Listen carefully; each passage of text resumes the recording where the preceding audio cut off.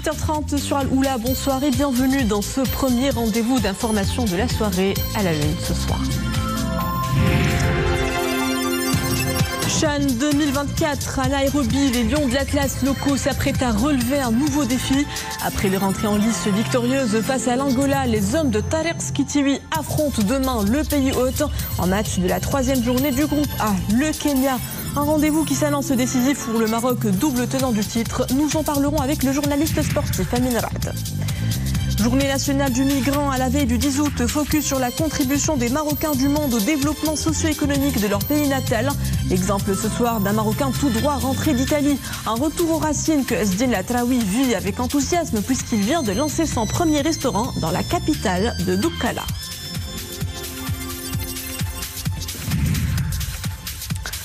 Enfin, dans votre escale culturelle hebdomadaire, nous vous ferons découvrir l'univers d'un artiste polyvalent, peinture, sculpture et musique, autant de voix qu'il arpente sans jamais s'y enfermer. Son œuvre est un dialogue entre la rigueur de son savoir-faire et la liberté de son imaginaire. Figure incontournable de la scène culturelle nationale, Omar Mkinsi est l'invité de l'escale culturelle de ce samedi. Dossier du Sahara marocain à l'ouverture de cette édition et cet appui réitéré par le parti sud-africain MK de l'ex-président Jacob Zuma en faveur de l'intégrité territoriale du royaume. Un soutien assumé et réaffirmé hier par l'ancien ministre sud-africain de la police lors d'une conférence de presse tenue à Johannesburg. Cette position a été, rappelez-vous, exprimée lors de la dernière visite de Jacob Zuma au Maroc. C'était en juillet dernier. L'ancien président sud-africain avait alors rencontré Nasser Bourita. Une rencontre qui a permis d'explorer le grand potentiel de développement dont recèlent les deux pays. Jacob Zuma avait en outre appelé à cette occasion à une alliance stratégique avec le Maroc fondée sur le respect mutuel et le panafricanisme.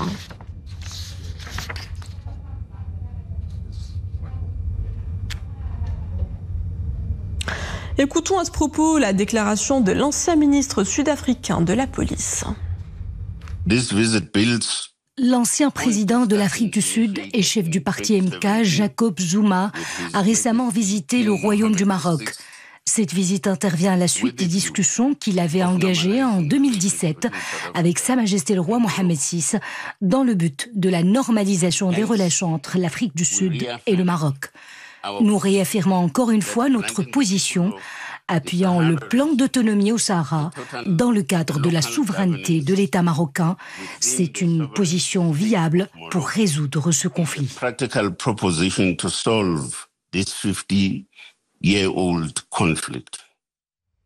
Sport football, une semaine après le rentrée en lice victorieuse face à l'Angola, il s'apprête à signer un deuxième duel contre un adversaire de haute voltige. C'est demain que les hommes de Tareq Skitiwi se mesureront aux Kenyans, hôtes de ce CHAN 2024. 90 minutes de jeu avec en ligne de mire un gros enjeu, les 3 points de la victoire. Au stade de Kasarani à Nairobi, l'heure est donc à la concentration pour les Lions de l'Atlas qui auront demain la mission de valider ce match crucial comptant pour la 3e journée du groupe A. Double champion en titre, les Marocains jouent ce tournoi avec l'étiquette de favori, mais aussi la pression de passer le premier tour et confirmer leur statut, rééditer l'exploit de 2020 et 2018.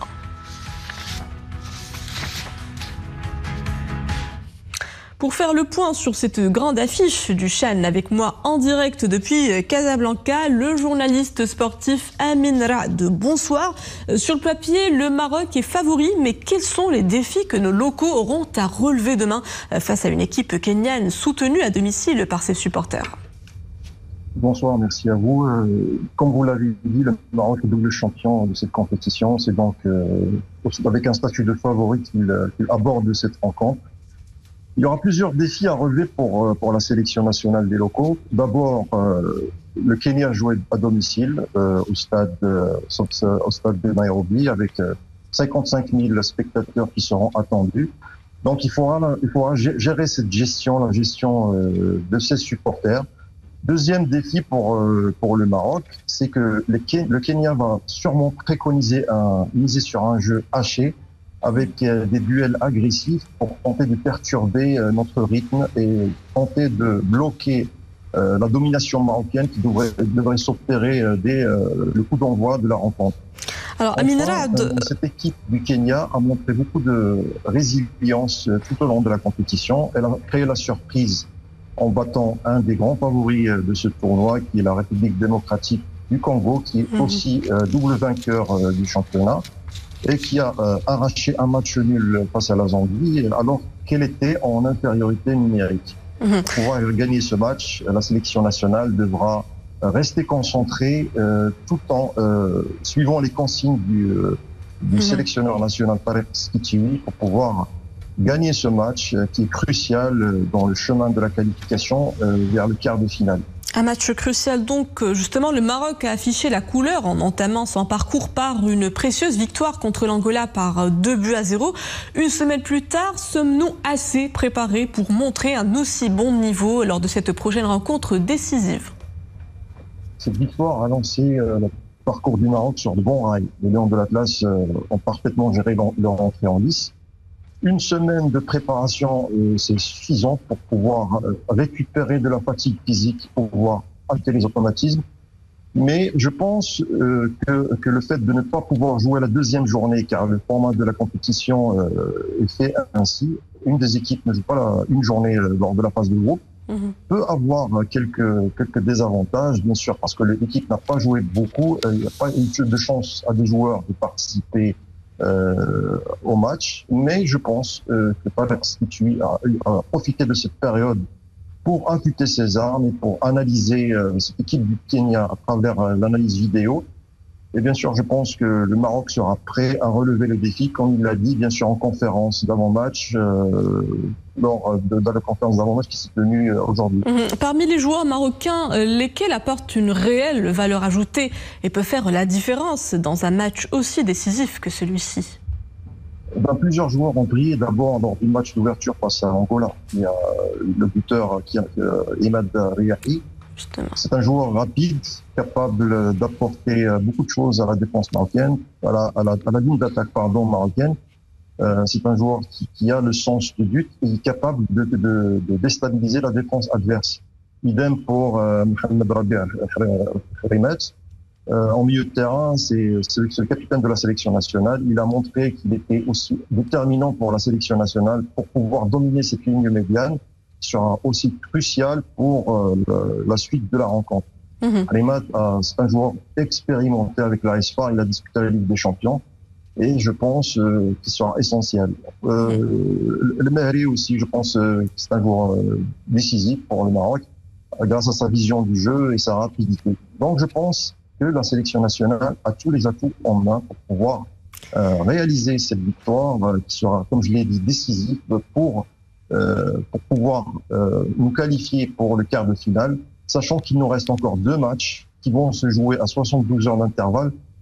Ça sera très intense, donc une victoire sera décisive aujourd'hui pour que cette équipe nationale puisse passer le cap de la phase de groupe. Nous souhaitons bonne chance à nos Lions de l'Atlas locaux. Merci Amin Rad, journaliste sportif, pour ces précisions. Je rappelle que vous étiez en direct avec nous depuis Casablanca.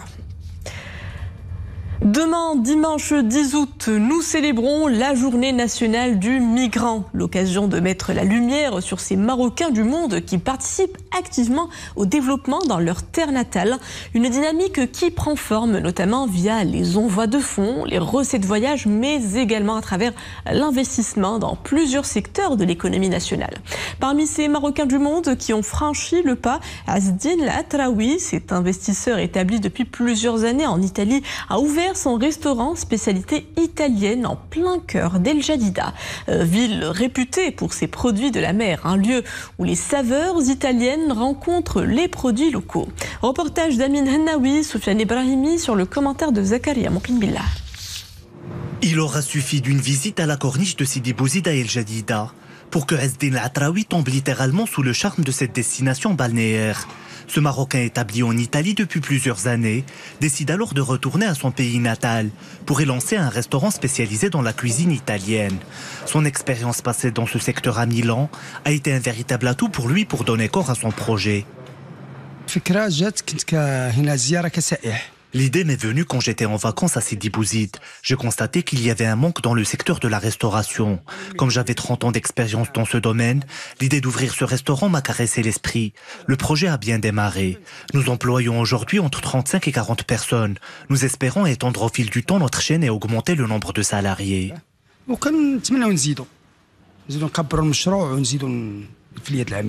Réputée pour sa fraîcheur, sa qualité et son utilisation d'ingrédients riches et diversifiés, la cuisine italienne séduit les Marocains par son goût exquis. En grand chef, Ezdine El Atraoui apporte sa touche personnelle, mais aussi les saveurs du terroir à ses plats. 5 ans déjà que son restaurant est opérationnel. Le succès semble être au rendez-vous. La forte motivation de Ezdine d'apporter sa pierre à l'édifice du développement de son pays d'origine y est pour beaucoup. J'encourage les Marocains résidant à l'étranger de la 2e et 3e génération à investir au Maroc. Beaucoup d'opportunités sont offertes avec les échéances prévues au pays à l'horizon 2030. Ces projets contribueront à créer de nouveaux postes d'emploi et à dynamiser l'économie nationale. Après ce premier investissement à El Jadida, Ezdine compte bien s'engager sur d'autres projets similaires dans différentes villes du royaume. L'idée est de lancer sa propre franchise de restaurant. Place à présent à notre escale culturelle hebdomadaire. Ce samedi, nous la consacrons à un artiste pluridisciplinaire. Il est à la fois artiste, peintre, sculpteur, mais aussi céramiste et musicien. Omar Mkinsi est un touche-à-tout. Son œuvre navigue avec aisance sur différents médiums. Refusant toute contrainte stylistique, chacune de ses créations est portée par une sensibilité singulière et un souffle créatif presque instinctif. Mais au-delà de sa démarche artistique, Omar Mkinsi nourrit un profond souci de transmission, convaincu que l'art est un pont entre les âges et les générations. L'artiste nous a ouvert les portes de son Little Workshop à Harhoura. Reportage Dominique Orlando, Fouad El Harash et Youssef Meziani. On ne va jamais la faire plus fine que cette hauteur. Vous comprenez ? Bon, bien sûr, il y a les tampons, il y a les emporte-pièces. Monsieur Omar Mkinsi est un homme à part, on peut le dire, et même si c'est la toute première fois que nous le rencontrons, comme c'était le cas hier vendredi dans l'après-midi, alors qu'il accueillait en sa résidence un tout petit groupe d'enfants venus prendre part à un atelier de poterie destiné à leur éveil. Voilà une deuxième plaque. Pour Nadine aussi, je vais faire une plaque.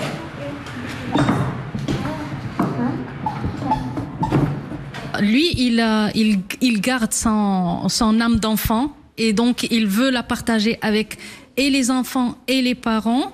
Il a une approche systémique, c'est-à-dire que des fois, il ramène les parents avec les enfants pour banaliser un petit peu la création, la créativité et la transmission, pour que l'enfant, s'il a une fibre artistique, pour qu'elle puisse se déclencher en présence justement des parents.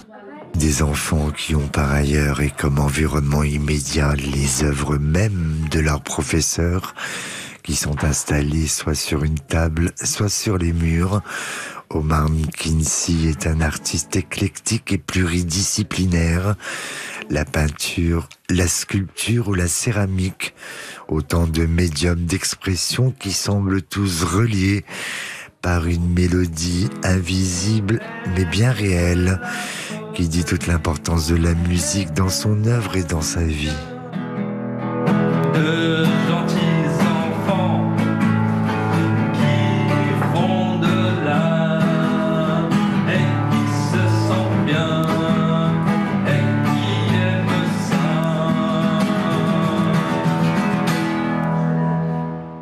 Tu trouves ça sympa de faire de la poterie à ton âge avec tous tes petits camarades ? Oui, j'aime bien la poterie. J'aime la sensation dans les doigts. J'aime bien. C'est amusant comme activité. Je viens depuis que je suis toute petite ici. Et si j'aime bien, oui, même j'adore. J'aime que ce soit beau. J'aime qu'on puisse faire ce qu'on ressent.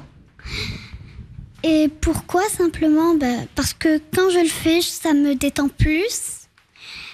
et ça m'aide à me rendre plus positif. Tout ça, c'est des travaux. J'essaie justement de montrer, surtout pour mes élèves. Rallier le plus grand nombre et notamment les plus jeunes à sa grande passion des arts, c'est aujourd'hui très clairement le but de toute sa vie. Lui-même sachant ce qu'a signifié pouvoir y accéder un jour, et alors qu'il fut un enfant, les yeux grands ouverts sur le monde. Et l'artiste Omar Mkinsi est l'invité de l'escale culturelle de ce samedi. Bonsoir et merci d'être parmi nous. Bonsoir, merci pour votre accueil. Merci. Alors vous êtes un artiste polyvalent, on vient de le voir. Vous jonglez avec brio entre l'étoile, l'argile et le bois. Cela dénote-t-il d'un besoin de plus d'espace, de plus de liberté pour mieux vous exprimer finalement ? Tout à fait, parce que finalement chaque matériau, chaque matériel a sa propre identité, a son propre langage, sa propre voix, je dirais jusqu'à sa propre fréquence. Donc par exemple, l'argile, il peut mieux exprimer les formes, alors que sur toile on peut plus exprimer les couleurs, donc la lumière. Donc le bois, il exprime plus la chaleur, les textures, etc. Donc c'est une manière pour moi d'élargir justement mon espace de création. Et donc cela me confère plus de liberté justement pour pouvoir raconter mes histoires à ma manière. Alors certains passionnés d'art voient dans vos créations, notamment vos sculptures, un certain côté mystique. Qu'en pensez-vous ? J'aime maintenir le mystère. Je pense que le mystère, donc déjà le côté mystique, on l'obtient lorsqu'il y a un dialogue entre l'œuvre et la personne qui la regarde. Donc lorsqu'elle évoque des sentiments, lorsqu'elle évoque une émotion, des expériences. Et donc à partir de là, moi c'est important pour moi de pouvoir associer une certaine idée, une certaine histoire avec mes œuvres. Donc de sorte à ce que ces histoires-là puissent interpeller, puissent évoquer l'imaginaire de ceux qui les regardent, leur intellect, qu'elles puissent réfléchir, qu'elles puissent activer justement des choses au plus profond de leur être. Et c'est là, je pense, que la magie opère. Alors, dans certaines de vos œuvres picturales, vous recyclez des encombrants. L'art de la récupération est une tendance qui nourrit la création et qui interpelle de nos jours. Absolument. Je pense que c'est plus qu'une tendance, d'ailleurs, en ce qui me concerne, c'est un engagement. Déjà, à la base, donner une autre vie à un objet, à une matière, c'est quelque chose de très noble. Lui permet de prolonger son histoire. Et d'autre part, bien sûr, je pense que l'artiste doit avoir une responsabilité. Recycler, c'est un acte de responsabilité, mais aussi un acte d'amour envers la planète. Responsabilité aussi parce que ça permet d'éveiller les consciences par rapport aux sujets environnementaux que l'on ne peut plus ignorer de nos jours. Et vous n'hésitez pas à donner à vos œuvres plastiques des appellations lourdes de sens, comme le masque, comme support de la multitude culturelle de l'humanité, ou encore mélodie en couleur pour un monde meilleur. L'artiste doit être continuellement en éveil et à l'écoute du monde dans lequel il vit pour exister. Absolument. L'éveil de l'artiste, c'est quelque chose qui est primordial. Je pense que l'artiste est un observateur, déjà par définition. Donc il doit être un témoin et un passeur. Il doit avoir une certaine curiosité, tout en ayant de l'empathie, bien sûr. Et cela traduit aussi mes convictions. Donc mes convictions que je n'hésite pas à partager, qui sont par exemple l'importance de la diversité culturelle, la force du dialogue et du vivre ensemble. Donc de telles valeurs qui sont très très importantes pour moi, et c'est important pour moi de les véhiculer même à travers les titres. Vous dites que vous êtes un passeur, donc un passeur de savoir. Justement, vous ouvrez vos ateliers et votre univers artistique à des enfants à besoins spécifiques. Que nous dit cette initiative sur l'impact de l'art-thérapie sur ces jeunes qui sont simplement différents ? Alors, l'art a des vertus thérapeutiques indéniables, que ce soit pour les petits ou pour les plus grands, que ce soit pour les enfants à besoins spécifiques ou autres. La confiance en soi, l'aisance, développer un esprit critique, et j'en passe. Donc il y a beaucoup de vertus qui sont thérapeutiques justement. Alors pour les enfants à besoins spécifiques, c'est encore plus nécessaire parce que l'art, c'est un langage universel. Et dans ce langage, les enfants à besoins spécifiques s'y retrouvent. Donc ils peuvent s'exprimer sans limite et sans jugement. Tout à fait. Donc ce qui leur permet justement de se sentir un pied d'égalité avec tous les autres. Et donc ces enfants-là ne sont pas moins capables que les autres. D'ailleurs, lorsqu'ils s'expriment, des fois lorsqu'ils développent leur créativité, lorsqu'ils abordent certaines activités de leur propre manière, cela peut être très très étonnant et impressionnant. Ils peuvent nous donner de vraies leçons de vie. Et donc il faut leur donner leur chance et pouvoir aussi les observer et à gagner beaucoup de choses en leur compagnie. D'ailleurs, on vous a vu dans le reportage, vous avez la patience et la passion de transmettre le goût de l'art aux plus jeunes. Initier tous les enfants à l'art semble être votre vocation.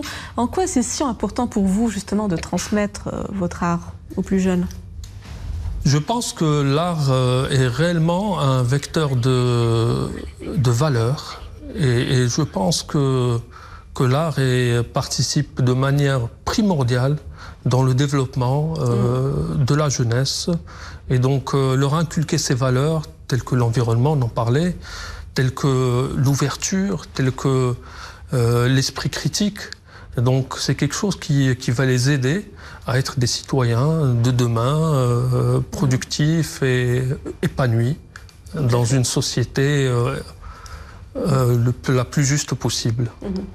Je vous remercie, Omar Mkinsi, artiste peintre, sculpteur, céramiste et musicien, d'avoir été l'invité de l'escale culturelle de ce samedi. Merci à vous. Et c'est déjà la fin de ce journal. Merci à vous de l'avoir suivi. Le retour de l'information est à 21h. Excellente suite des programmes à tous. Tchaloula.